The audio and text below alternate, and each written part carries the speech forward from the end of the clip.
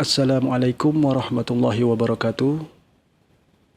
Bismillah walhamdulillah wassalatu wassalamu ala rasulillah Sayyidina wa habibina wa syafi'ina wa qurrati a'yunina wa maulana Muhammad ibn Abdillah wa ala alihi wa sahbihi wa man walah wa radiyallahu ta'ala an awliya'illah amma ba'du.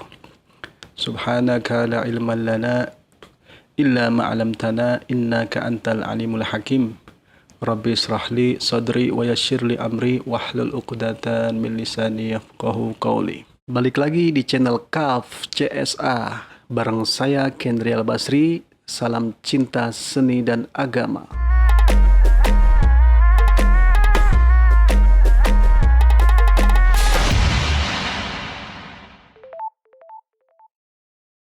Kali ini temanya tentang perdagangan dalam sudut pandang akidah. Tema ini muncul ketika gue dan temen-temen lagi kumpul bareng, ngobrol sambil ngopi. Kita ngobrolin masalah perdagangan. Ya biasalah, kalau lagi ngobrol kan ngalor ngidul. Dagang apa lagi ya yang bagus gitu. Jualan apa lagi ya yang bagus. Banyak lah yang kita bahas. Nah, di sini gue nggak mau ngebahas tentang barang apa yang mau dijual. Tapi kali ini yang mau gue bahas itu tentang sudut pandang akidahnya dulu. Agar ketika kita sukses dalam perdagangan, kita nggak menjadi sombong. Atau ketika kita gagal dalam perdagangan, kita nggak jadi stres. Nggak cari jalan samping, sikut sana, sikut sini. Jilat sana, jilat sini, jelekin sana, jelekin sini.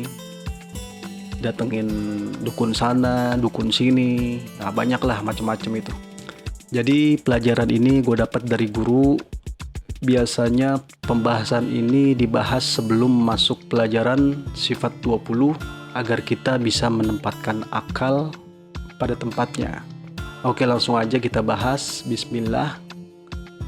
Biasanya kalau ngomongin dagang itu, yang diomongin itu kebanyakan untung rugi, kayak kan untung rugi. Pertama ada pertanyaan, apakah orang dagang wajib untung? Apakah orang dagang mustahil untung? Coba kita pikirin dulu. Pertanyaan 2 itu, apakah orang dagang wajib untung? Apakah orang dagang mustahil untung?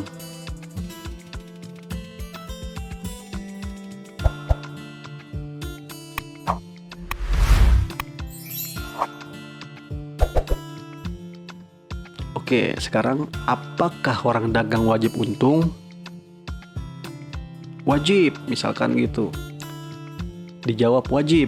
Nah, wajib itu kan sesuatu yang harus, kudu, mesti, pokoknya wajib, harus. Kalau orang dagang wajib untung, kenapa banyak kita temukan orang berdagang itu rugi? Apakah orang dagang wajib untung? Nggak wajib. Kenapa nggak wajib? Karena banyak kita temukan di alam sejagat raya ini, dari desa Konoha sampai planet Namek, banyak orang dagang yang rugi, yang bangkrut pun banyak. Nah, sampai situ dulu.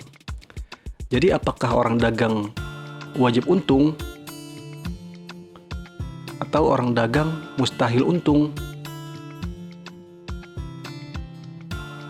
Oke, biar lebih gampang, pertanyaannya dibikin sederhana. Ada nggak orang dagang untung? Ada nggak orang dagang rugi? Coba kita pikirin sama-sama. Ada nggak orang dagang untung? Ada nggak orang dagang rugi? Saya rasa jawaban kita semua sama ya.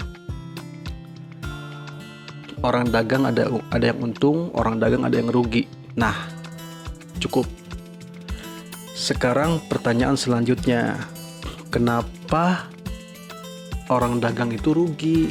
Nah, kenapa nih orang dagang bisa rugi? Dia mah emang nggak bisa dagang, modalnya goceng, jualnya 3.000, ya rugi. Tapi ada juga kita nemuin orang yang modalnya goceng, jualnya 20.000, besokannya sakit, kepake buat berobat, rugi juga. Terus kenapa rugi? Nggak ada yang beli. Tapi kita juga banyak nemuin orang dagang, pembelinya banyak, harganya naik terus tiap tahun, kayak Pertamina atau kayak PLN yang nggak ada saingannya. Di sini dia doang. Tapi katanya rugi-rugi juga itu dia.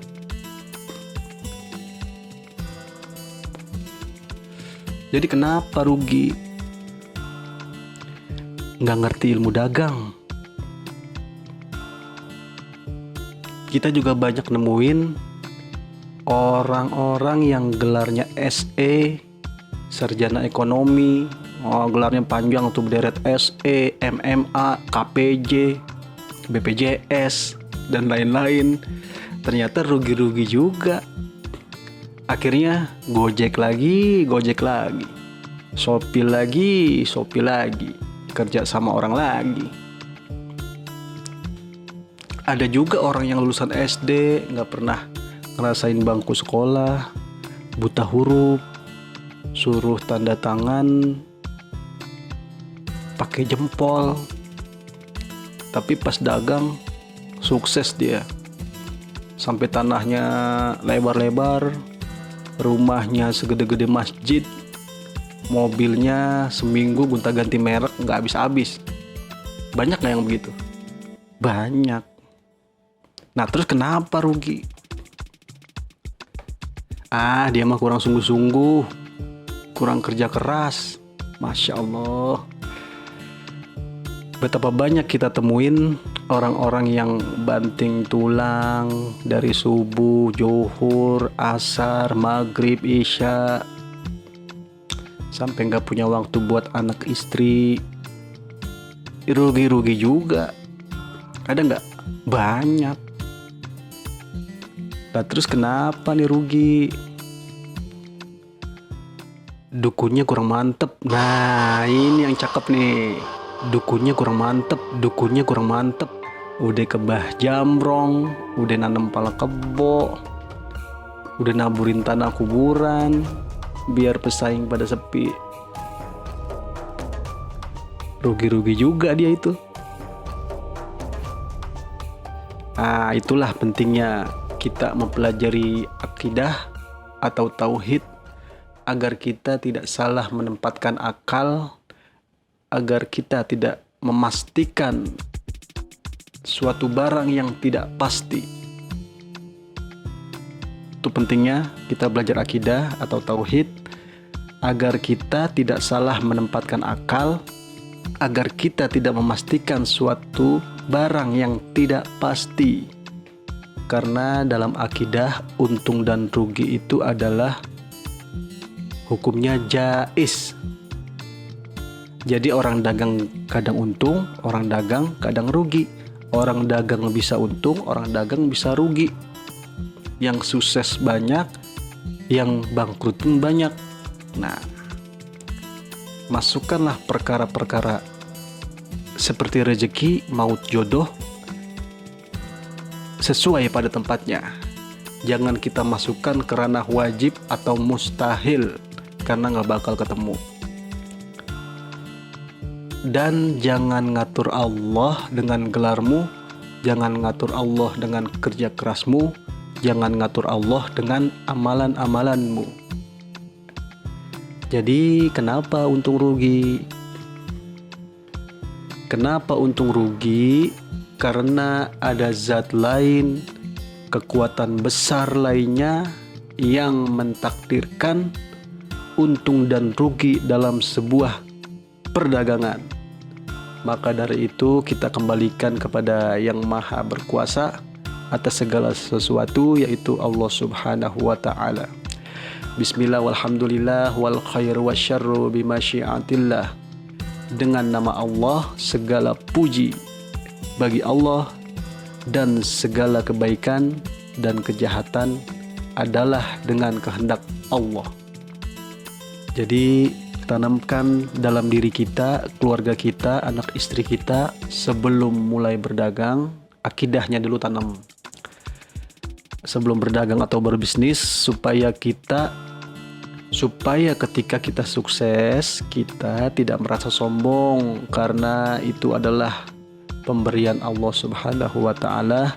Dan ketika kita gagal dalam perdagangan, kita tidak mencari jalan samping gitu. Oke, sampai ketemu di video selanjutnya di channel KAF CSA bareng saya Kendri Al-Basri. Salam cinta, seni, dan agama. Kurang lebihnya minta maaf, minta ridho. Wassalamualaikum warahmatullahi wabarakatuh.